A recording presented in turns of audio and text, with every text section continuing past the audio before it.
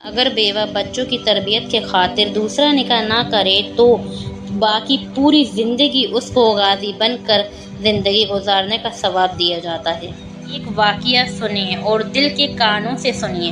حضرت حسن بصری رحمۃ اللہ کا دور ہے کہ آپ کی ایک شاگردہ جو باقاعدہ آپ کا درس سننے کے لیے آیا کرتی تھی اور اس کا ایک بیٹا تھا۔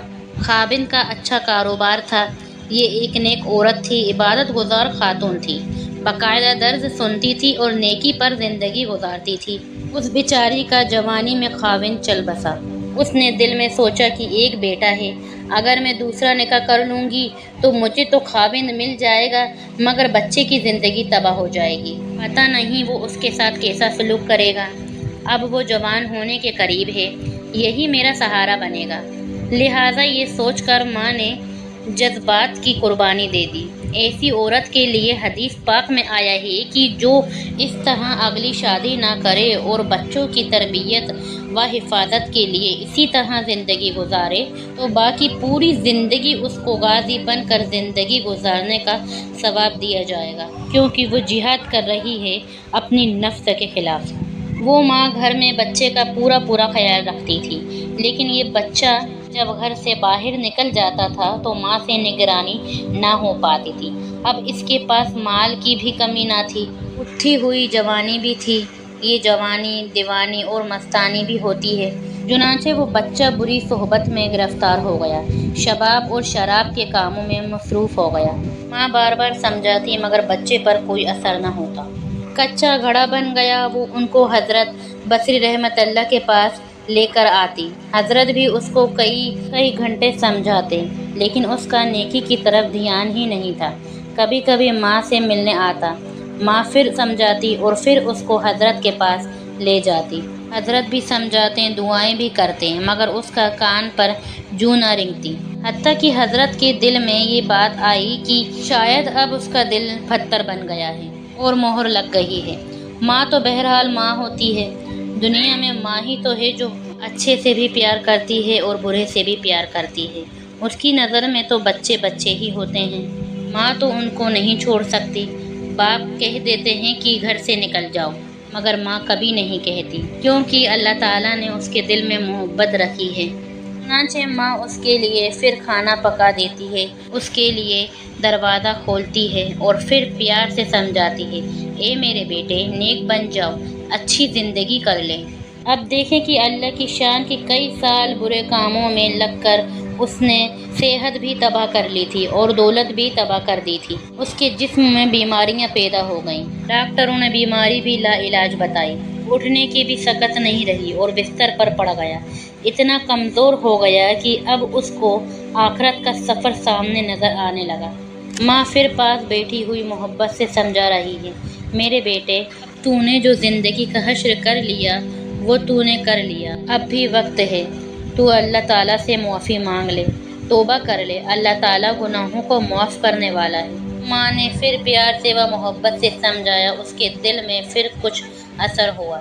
کہنے لگا کہ ماں میں کیسے توبہ کروں، میں نے تو بہت بڑے گناہ کیے ہیں۔ ماں نے کہا بیٹا حضرت سے پوچھ لیتے ہیں۔ بیٹے نے کہا امی میں چل کر جا نہیں سکتا اور آپ مجھے اٹھا کر لے جا نہیں سکتی، تو میں کیسے ان تک پہنچوں؟ امی آپ ایسا کریں کہ آپ خود حسن بصری کے پاس جائیں اور حضرت کو بلا کر میرے پاس لے کر آئیں۔ ماں نے کہا ٹھیک ہے بیٹا، میں حضرت کے پاس جاتی ہوں اور ان کو بلا کر لے کر آتی ہوں۔ بچے نے کہا اگر امی آپ کے آنے تک میں دنیا سے رخصت ہو جاؤں تو امی حسن بصری سے کہنا کہ میرے جنازے کی نماز آپ ہی پڑھائیے گا۔ چنانچہ ماں حضرت حسن بصری کی رحمت اللہ کے پاس آئیں۔ حضرت کھانا کھا کے فارغ ہو گئے۔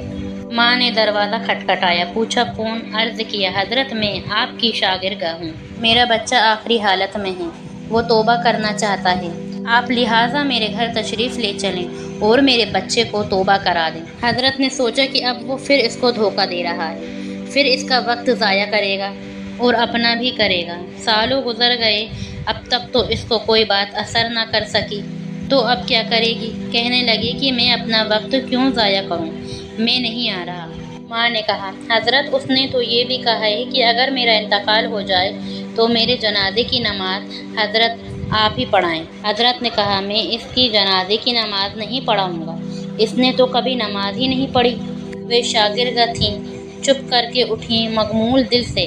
ایک طرف بیٹا بیمار تھا، دوسری طرف سے حضرت کا انکار کرنا۔ ان کا غم تو دگنا ہو گیا تھا۔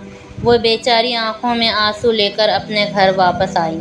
بچے نے ماں کو زور و قطار روتا ہوا دیکھا تو اب اس کا دل اور موم ہو گیا۔ کہنے لگا کہ آپ اتنا کیوں زار و قطار رو رہی ہو؟